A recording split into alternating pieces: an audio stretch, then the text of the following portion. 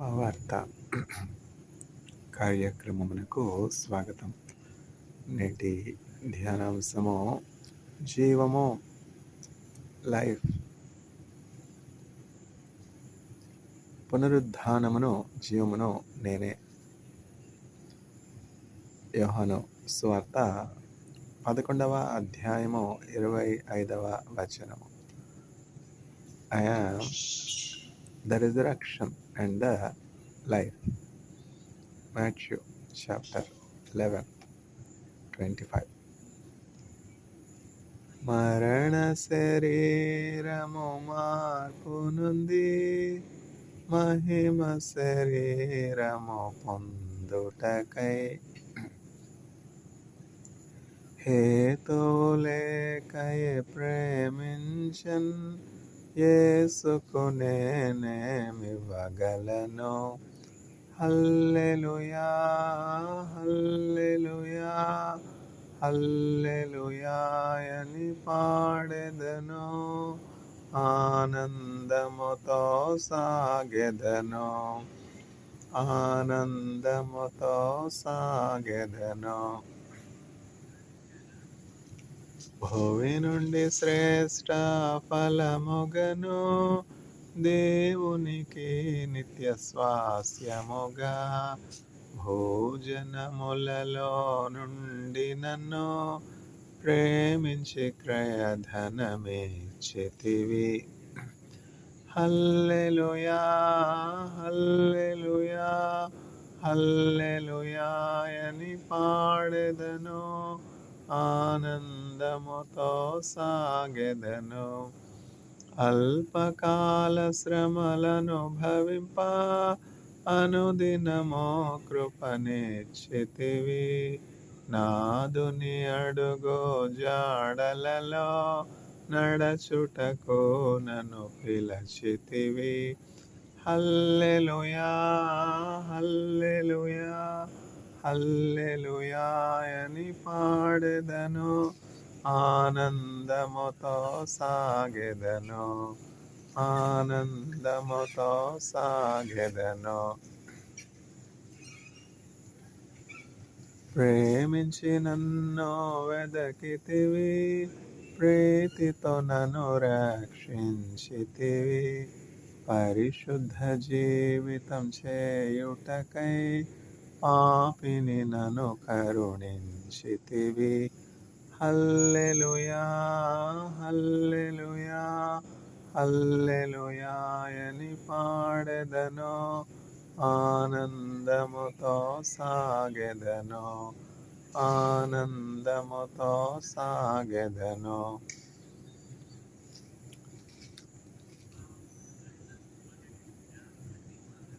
జీవము, లైఫ్. పునరుత్థానమును జీవమును నేనే. యోహాను సువార్త 11వ అధ్యాయము 25వ వచనం. I am the resurrection and I am the life. John chapter 11 verse 25. పునరుత్థానము అంటే ఏమిటి? రిజరక్షన్ అంటే ఏమిటి? జీవము అంటే ఏమిటి? ఈ మాటలు ఎవరు చెప్తున్నారు? ఏ సందర్భంలో చెప్తున్నారు? ఇవి ప్రశ్నలు కదా. జీవము, ఆ జీవం ఎవరిలో ఉన్నదంటే యేసుక్రీస్తు ప్రభువులో ఉన్నది. ఆ జీవాధారము ఎవరు అంటే యేసుక్రీస్తు ప్రభు. ఈ సత్యాన్ని మనం తెలుసుకోవాలి. జాన్ వెస్లీ అని ఒక మంచి స్వార్థికులు ఉన్నారు. ఆయన ఏమని చెప్తున్నారంటే, I'm just a spirit hovering over a wide gulf to find my way home. John Wesley ఏం చెప్తున్నారంటే, నేను కేవలము ఒక ఆత్మనై ఉన్నాను. నా గృహం చేరుకున్నట్టుకు ఒక గొప్ప అగాధము నేను దాటుకొనాలి. ఆ అగాధం దాటుకుని నా గృహాన్ని చేరుకొనడానికి, నా చిరగృహాన్ని చేరుకొనడానికి నేను నా గృహాన్ని వెతుక్కుంటూ ఉన్నాను. చూసారా?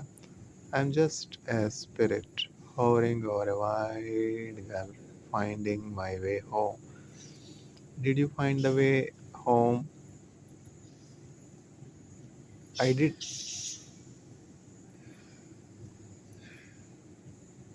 find. Jesus is our home forever and ever. Jesus is the rock of ages, cleft for us. తరతరాలలో యుగ యుగాలలో జగ జగాలలో దేవుడు దేవుడు యేసే దేవుడు ఆ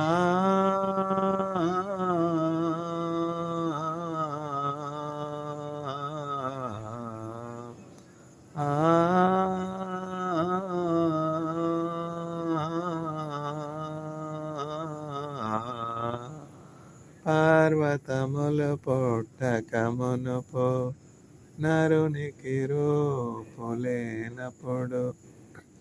దేవుడు దేవుడు యేసే దేవుడు దేవుడు దేవుడు యేసే దేవుడు ఆ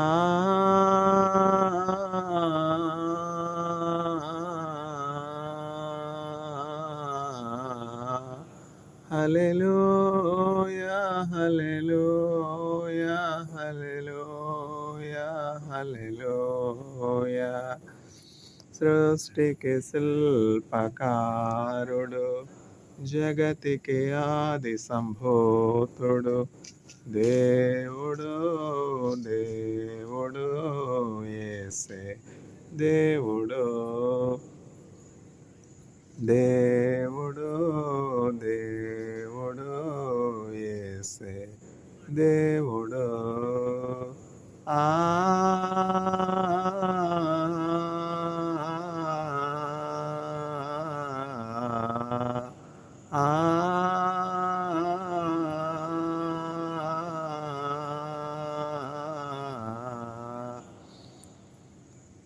తరతరాలలో యుగ యుగాలలో జగ జగాలలో దేవుడు దేవుడు యేసే దేవుడు దేవుడు దేవుడు యేసే దేవుడు సృష్టికి శిల్పకారుడు జగతికి ఆది సంభూతుడు దేవుడు దేవుడు యేసే దేవుడు దేవుడు దేవుడు యేసే దేవుడు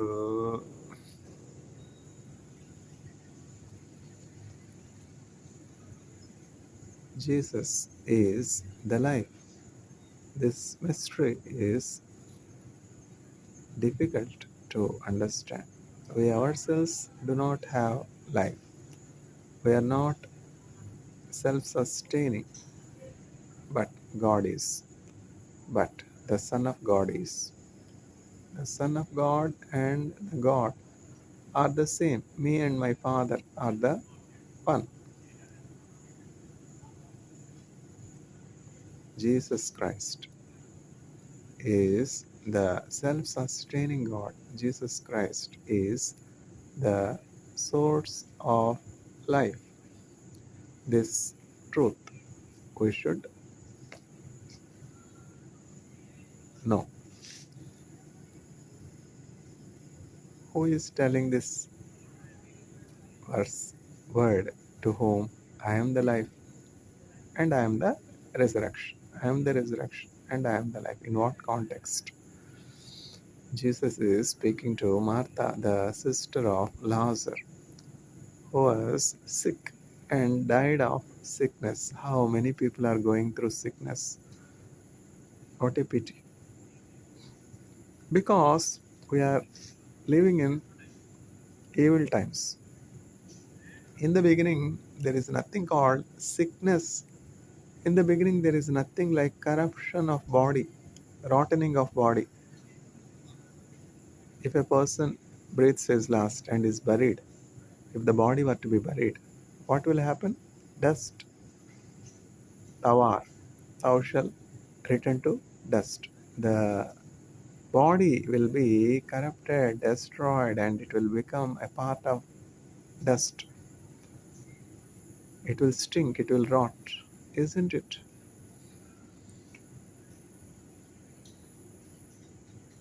God has not created man for that purpose. Man was not created to be corrupted, to die. Man was created to live forever and ever and to have fellowship with God. There was nothing like hunger, there was nothing like thirst, there was nothing like fear, there was nothing like want. In the beginning, when God created man, can we imagine? Can we imagine a world where man is dominating everything? Man is the ruler of everything. Man is the king of everything. Man doesn't fear of anything. It was so in the beginning because God created man in his own image. We are created in the image of God. We are created in the likeness of God. We were crowned with majesty. We were crowned with glory. We are supposed to live forever. Satan, the enemy of God, wanted to grieve God, wanted to cause hurt to God by breaking the relationship between God and man. So Satan was thrown from heaven because of its pride. Satan had no place in the heaven.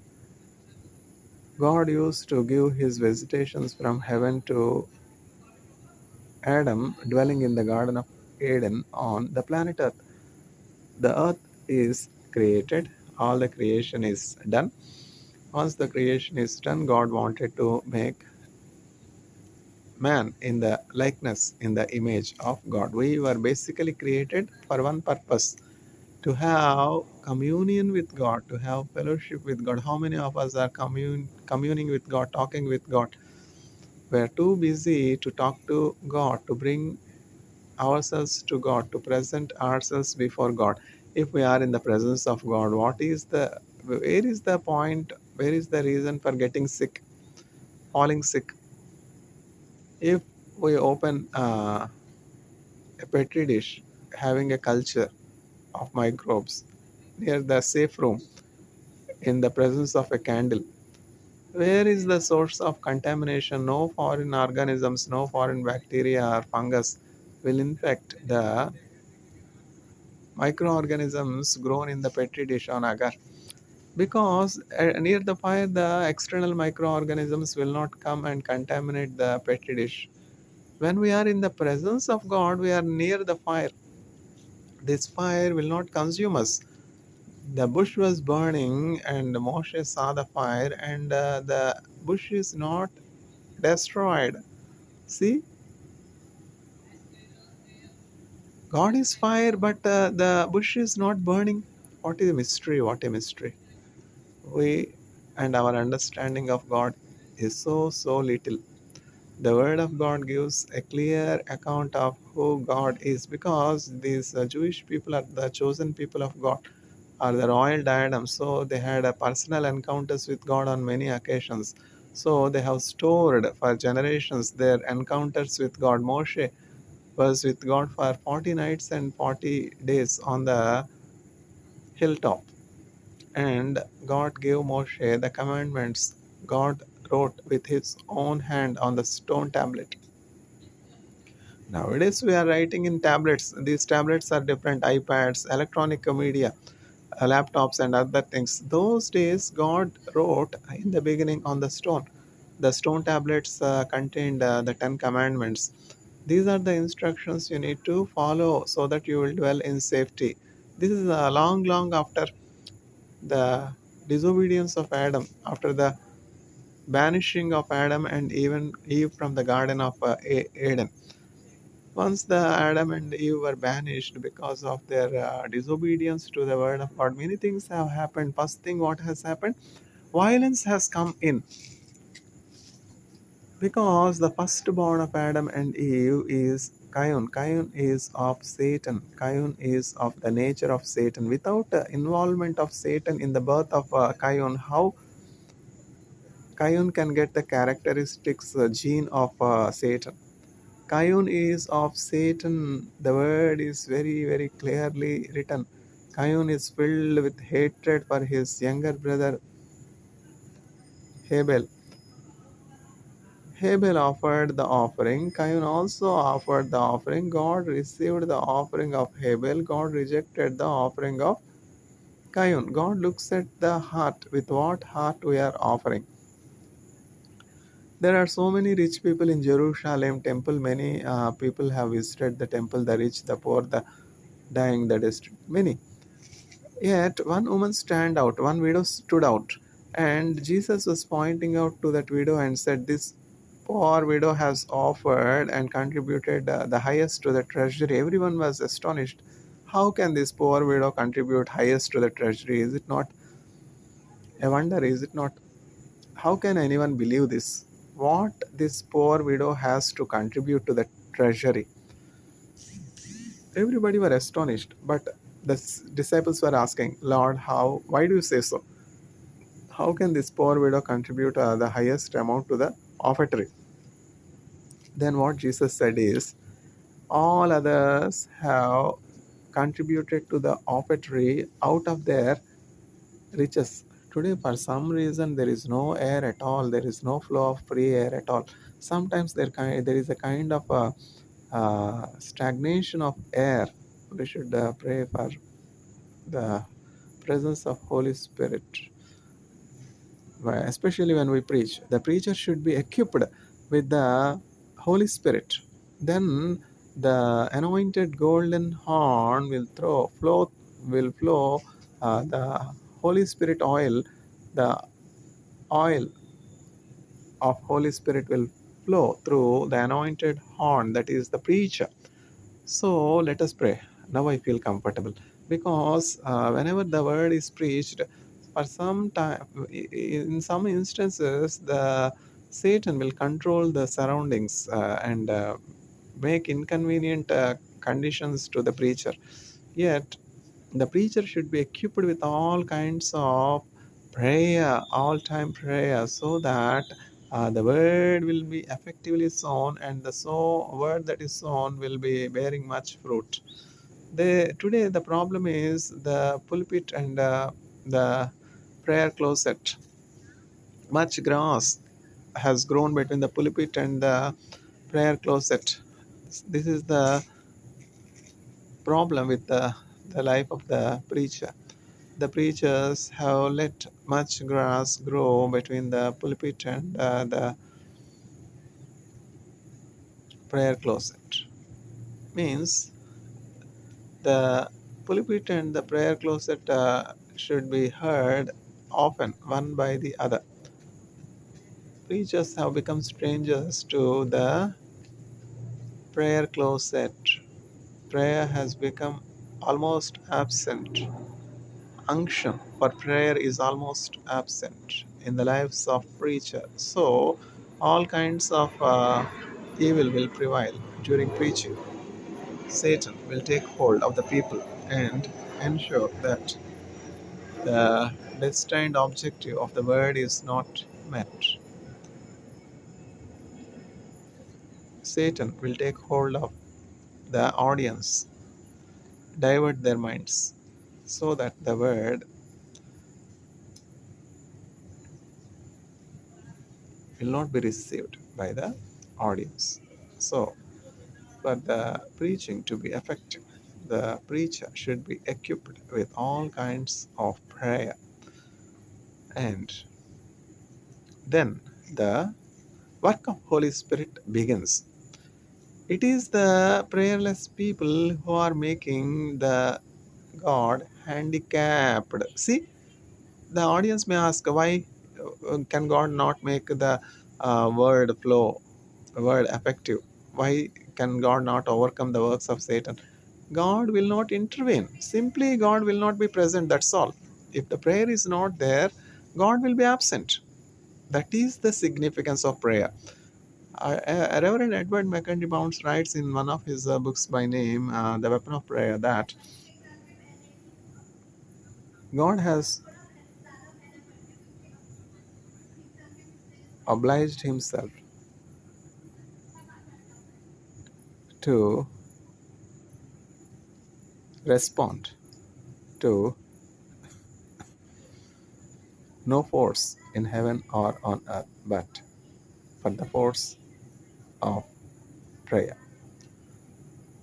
Only the prayer is the mighty force that can move the hand of the sovereign Lord. So without prayer, God is made handicapped by the preacher. God will not intervene. God will not be present in that particular place. All time prayer, the preacher should be equipped with all kinds of prayers so that Satan and its works will be powerless. Unction. There should be unction for prayer. Where are we? Life. Everybody should come to the knowledge that Jesus is the source of life. The book Pilgrim's Progress opens with the remark, life, life, eternal life. The Christian is running from the city of destruction to the celestial city. We should understand that we are all on our pilgrimage to the celestial city, eternal home, heaven.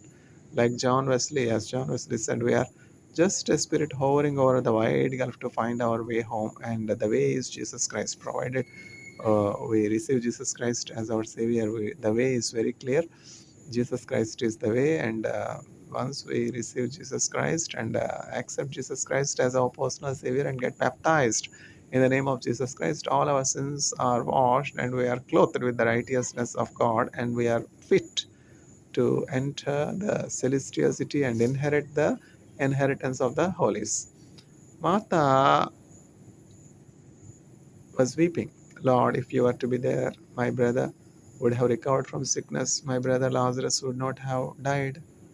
Now it is 4 days, Lord, that my brother is buried. Then Jesus said, open the rock covering the mouth of the tomb. Then Martha quickly remarked, Lord, it's 4 days that Lazarus has been dead and kept in the tomb grave. His body will be stinking, Lord. Why do you say that the tomb, a mouth should be opened, the stone should be removed? Then Jesus said, if you believe, you will see the miracle. I am the resurrection and I am the life. When there is absence of life, there will be rotting, there will be stinking. Once a soul is separated, the life is separated from the body will start to decompose. That is why the body will be buried quickly, isn't it? We need to thank each day for the gift of life, but for the life of Jesus in us, we are nothing. 2000 years ago, a new form of life which is far superior to any of the existing forms of life has come into existence, and this life is the Christ life. And those that possess the Christ life will have victory over the weapons of Satan and will partake the resurrection and have life in abundance, eternal life. So the purpose of God, the purpose of creating man is to have continuous fellowship with God. Every day we should commune with God. We should have communication with God. We should carry all our burdens to God. And as the camel unloads all its burden by kneeling down in the desert, in our walk in this desert, in this ocean, we have to kneel down and just transfer all our burden to Jesus. And Jesus said, all ye that are burdened and heavy laden, come to me, I will give you rest. Matthew 11, chapter 11, verse 28. ప్రయాసపడి భారం మోసుకొనిచున్న సమస్త జనులారా నా యొద్దకు రండి, నేను మీకు విశ్రాంతిని కలుగజేస్తాను. ఎప్పుడైతే మనం యేసుక్రీస్తు ప్రభు దగ్గరకు వస్తామో అప్పుడు మనకి విశ్రాంతి ఉండేది. ఎప్పుడైతే మనం యేసుక్రీస్తు ప్రభుని సొంత రక్షకునిగా అంగీకరిస్తామో, బాప్తిజం తీసుకుంటామో, మన పాపములు కడిగి వేసుకుంటామో, క్రీస్తు జీవం మనం కలిగి ఉంటాం. నా యందు విశ్వాసం ఉంచినటువంటి వాడు మరణించినను తిరిగి లేస్తారు. ఇప్పుడు ప్రశ్న ఏంటంటే, యేసుక్రీస్తు ప్రభు నామంలో బాప్తిజం తీసుకున్నవాళ్ళు చావరా? ఇంకా అట్లా బతికే ఉంటారు. బతికితే బతుకుతారు. అది మీకెందుకు? బతకరా అంటే బతుకుతారు. హానోకు బతకలేదా? హానోకు మరణాన్ని చూసాడా? ఏలియా మరణాన్ని చూసాడా? మరణం చూడకుండానే కదా వీళ్ళు వెళ్లారు. దేవుని చిత్తం అయితే ఆయన యందు విశ్వాసం ఉంచిన వాళ్ళందరూ బ్రతుకుతారు. అది నీకెందుకు? నీ సంగతి ఏదో నువ్వు చూసుకోరాదు? ఆయనను దేవుని ఏర్పాటు.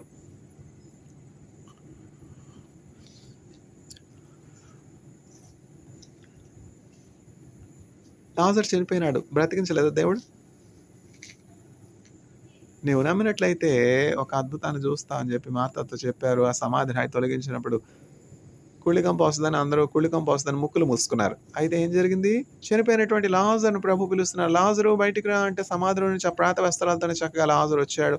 ఆ ప్రేత వస్త్రాలు తీసివేయండి అన్నప్పుడు చక్కగా బ్రతికి కూర్చున్నాడు. చూసారా?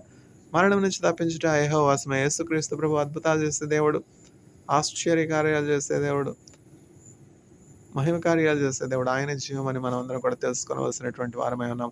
అసలు మరణమే లేదు మానవులు సృజించబడినప్పుడు. మానవులు చనిపోవడానికి సృజించబడలేదు. జీవంతో, నిత్య జీవంతో, నిత్యము దేవునితో సహవాసం కలిగి ఉండడానికి సృజించబడ్డారు. అయితే ఎట్లా అడుగుతారు? అందరూ చావకుండా బతికుంటే భూలోకం సరిపోద్దా చోటు? అందరూ పరలోకం వెళ్తే పరలోకంలో చోటు సరిపోతుందా అందరికీ? అనేకమైనటువంటి ప్రశ్నలు. మనం దేవుని యొక్క మహిమను ఎరుగనం గనక, ఆయన మహిమను మనం అర్థం చేసుకోలేము గనక మనం ఇట్లాంటి ప్రశ్నలు వేస్తున్నాము. ఒకానొక కథ ఉంది. ఆ కథలో ఏంటంటే, ఒక స్త్రీ ఉన్నది. ఆ స్త్రీకి వివాహం చేయబడింది. భర్తతో కాపురం చేసింది. ఆ భర్త ఆమెకు పిల్లలు పుట్టకుండానే ఆ భర్త మరణించాడు. అయితే యూదుల యొక్క సాంప్రదాయం ప్రకారము ఒక వ్యక్తి యొక్క భార్య పిల్లలు లేకుండా విధవరాలైతే ఆ మరణించినటువంటి వ్యక్తి యొక్క సహోదరుడు ఆమెను వివాహం చేసుకుని, పెండ్లి చేసుకుని ఆమెకు పిల్లలను కనునట్లు ఆమెతో కాపురం చేయాలి. ఆ పద్ధతిని బట్టి, ఆ సాంప్రదాయాన్ని బట్టి ఈ భర్తను కోల్పోయినటువంటి వితంతువును ఆ వ్యక్తి యొక్క సహోదరుడు వివాహం చేసుకున్నాడు. అతడు కూడా ఆమె పిల్లలు పుట్టకుండానే మరణించాడు. అట్లాగనే మూడవ సహోదరుడు, నాలుగవ సహోదరుడు, ఐదవ సహోదరుడు, ఐదుగురు ఆమెను వివాహం చేసుకున్నారు. ఐదుగురు ఒకరి తర్వాత ఒకరు ఆమెను వివాహం చేసుకున్నప్పటికీ ఎవరి వలన కూడా ఆమెకు బిడ్డలు కలగలేదు. ఆ ఐదుగురు చనిపోయినారు. అప్పుడు ఏం జరిగిందంటే, యేసుక్రీస్తు ప్రభువు పునరుద్ధానం గురించి చెప్తున్న సందర్భంలో అక్కడ ఉన్నటువంటి పరిసయ్యులు ఇట్లా ప్రశ్నించారు, ప్రభువా ఇప్పుడు పునరుద్ధానం ఉంది అంటూ ఉన్నావు కదా, నేను ఈ సమస్యను మీ వద్దకు తీసుకొని వస్తున్నాను, మీరు ఎట్లా పరిష్కరిస్తారని చెప్పి ఒక పరిసయ్యుడు యేసుక్రీస్తు ప్రభు దగ్గరికి ఒక దృష్టాంతాన్ని తీసుకొచ్చాడు. ఒక స్త్రీ ఉన్నది. ఆమె యొక్క పురుషుడు, ఆమె యొక్క భర్త ఆమెకు పిల్లలు పుట్టక మునిపే మరణించాడు. మాకు ఒక సాంప్రదాయం ఉన్నది. ఎవరైనాను ఒక వ్యక్తి పిల్లలు లేకుండా మరణించినట్లయితే అతని యొక్క భార్య అతని యొక్క సహోదరిని వివాహం చేసుకోనాలి. అతని యొక్క సహోదరుని ద్వారా పిల్లలను పొందుకొనాలి. అందువలన ఈ భర్తను కోల్పోయినటువంటి స్త్రీ చనిపోయినటువంటి వ్యక్తి యొక్క సహోదరుని వివాహం చేసుకున్నది. అయితే ఈ వ్యక్తి కూడా మరణించాడు. అట్లా 5గురు సహోదరులు ఆమెను వివాహం చేసుకున్నారు. 5గురు మరణించారు. ఎవరి వల్ల ఆమెకు పిల్లలు కలగలేదు. అయితే కొన్ని దినముల తర్వాత ఈమె కూడా మరణించింది. ఇప్పుడు పునరుద్ధానం ఉంటే పరలోకంలో వీరు సజీవులుగా లేచినట్లయితే, జీవము కలిగి ఉండినట్లయితే, ఇప్పుడు ఈ స్త్రీ ఎవరికి భారీగా ఉంటుంది? మొదటి వానిక, రెండవ వానిక, మూడవ వానిక, నాలుగవ వానిక, ఐదవ వానిక? చెప్పు ప్రభా, సమాధానం, పరిష్కారం చెప్పు ప్రభా అని చెప్పి అక్కడ ఉన్నటువంటి పరిసయ్యులందరూ కూడా యేసుక్రీస్తు ప్రభుని ప్రశ్నిస్తూ ఉన్నారు. అయితే యేసుక్రీస్తు ప్రభువు జ్ఞానమునకు ఆధారము. యేసుక్రీస్తు ప్రభు మొదటి నుండి ఉండినటువంటి వాడు. యేసుక్రీస్తు ప్రభువు సృష్టికర్త. యేసుక్రీస్తు ప్రభు పరలోకము అన్నీ కూడా ఆయనకు తేటతెల్లముగా ఉన్నవి. జీవము, పునరుద్ధానం ఆయనే. ఆయన చక్కగా సులువుగా ఆ సమస్యను పరిష్కరించి ఎట్లా చెప్తున్నారు, మీరు దేవుని యొక్క శక్తిని కానీ వాక్యాన్ని కానీ ఎరిగినటువంటి వారు కారు. మీరు దేవుని యొక్క శక్తిని ఎరుగరు. మీరు దేవుని వాక్యాన్ని సరిగా అర్థం చేసుకోలేదు.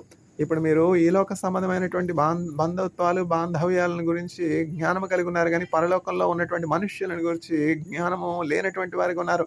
పరలోకంలో ఎవరు కూడా వివాహానికి ఇవ్వబడరు, వివాహాల్లో చేర్చుకొనబడరు. వివాహాలు అనేవి పరలోకంలో ఉండవు. పరలోకంలో ఉన్నటువంటి వారందరూ కూడా దేవుని దూతలను పోలి ఉంటారు. పరలోకంలో స్త్రీ పురుషులు దేవుని దూతలను పోలి ఉంటారు. భార్య భర్తలు ఈ బంధాలన్నీ కూడా ఇహలోకం వరకే. చూస్తారా ఎంత చక్కగా పరలోక సంబంధమైనటువంటి విషయాలు ప్రభువు బయలుపరిచారు. అప్పుడు ఆ పరిచయాలు అడగబట్టే కదా ఈ మర్మం మనకు తెలిసింది. లేకపోతే మనమేమనుకుంటాం, ఇక్కడ ఉన్నటువంటి భార్యాభర్త పరలోకంలో కూడా భార్యాభర్తగా ఉంటారు అని మనం అనుకుంటాం. అయితే ఈ వివాహ బంధాలు ఈ లోకం వరకే. పరలోకంలో ఇంకా ఐదుగురు భర్తలను వివాహం చేసుకున్నటువంటి ఆ స్త్రీకి ఎవరు భర్త అంటే అక్కడ ఇట్లాంటి భార్యాభర్తల సంబంధాలు ఏమి ఉండవు. పునరుద్ధానమందు మనం దేవుని యొక్క దూతలను పోలి ఉంటాము. ఈ మర్మము ఎంతో గొప్పది. అందువలన ఇంకా మనం యేసుక్రీస్తు ప్రభువుని, ఆయన యొక్క వాక్యాన్ని ఎరగాలి అంటే మోకరించి ప్రార్థన చేసుకోనాలి. ఎక్కువ వాక్యం చదవాలి. అప్పుడు ఈ మరణకరమైనటువంటి దేహము మహిమ దేహంగా మార్చబడడానికి ప్రభువు మనల్ని చక్కగా సిద్ధపరుస్తారు. అయ్యో! ఇట్టి మరణమునకు లోనైనటువంటి శరీరము నుండి నన్ను ఎవరు విడిపిస్తారని పౌలు చెప్తున్నాడు. అయ్యో! ఇట్టి మరణమునకు లోనైనటువంటి శరీరం నుంచి నన్ను ఎట్లా ఎవరు విడిపిస్తారని పౌలు బాధపడుతున్నాడు. చూసారా? పౌలు ఏమైనా సామాన్యుడా? పరలోకం చూసాడు. పరలోకంలో ఉన్నటువంటి ఆ విశ్వాసాల సముదాయాన్ని చూసాడు. ఏలియాను చూస్తున్నాడు, మోషేను చూస్తున్నాడు, సంసోను చూస్తున్నాడు. మన పితరులందరూ కూడా పరలోకంలో దేవుని సన్నిధిలో విశ్రాంతిలో ఉన్నారు. అవన్నీ కూడా పౌలు చక్కగా చూసాడు. చూసి ఏమని చెప్తున్నాడు, ఇట్టి మరణమునకు లోనైనటువంటి శరీరం నుంచి నన్ను విడిపించగలిగినటువంటి వారు ఎవరు? ఆయన ఏమని చెప్తున్నాడంటే, ఈ దేహం ఒక గుడారం మాత్రమే. ఈ దేహంలో ఉన్నటువంటి ఆత్మ, ఈ ఆత్మ ఈ గుడారంలో నుంచి బయటికి వచ్చే వరకు మూలుగుచున్నది. ఎప్పుడు ఈ గుడారంలో నుంచి నేను బయటకు వస్తానా? ఎప్పుడు నేను పరలోకంలోనికి వెళతానా అని ఆశ కలిగున్నాను. మీ కొరకు ఇంకా నేను ఈ దేహంలో ఉన్నాను గానీ, నాకైతే మట్టుకు ఈ దేహం అనే గుడారంలో నుంచి త్వరగా వెడలిపోయి పరలోకంలో నా తండ్రితో, నా దేవునితో, యేసుక్రీస్తు ప్రభుతో ఉండాలని నా మనస్సు ఎంతగానో ఆశపడుచున్నది అని పౌలు చెప్తున్నాడు. అంటే ఇది దేహము కేవలం గుడారం మాత్రమే. ఈ దేహంలో ఉన్నటువంటి ఆత్మ ఒకానొక దినమున ఈ దేహాన్ని విడిచిపెడుతుంది. అది పరలోకం వెళ్ళాలి. దేవుని సన్నిధిలో యుగయుగాలు తరతరాలు ఉండాలి అంటే యేసుక్రీస్తు ప్రభు మార్గము. ఆయన యందు విశ్వాసం ఉంచినటువంటి వారే పరలోకంలో చేరతారు. ప్రభు వినినటువంటి శ్రోతలకు ఆయనను గురించి, పునరుద్ధానమును గురించి, జీవమును గురించి, పరలోకమును గురించినటువంటి సంపూర్ణ జ్ఞానం దయచేయునుగాక. ఆమేన్.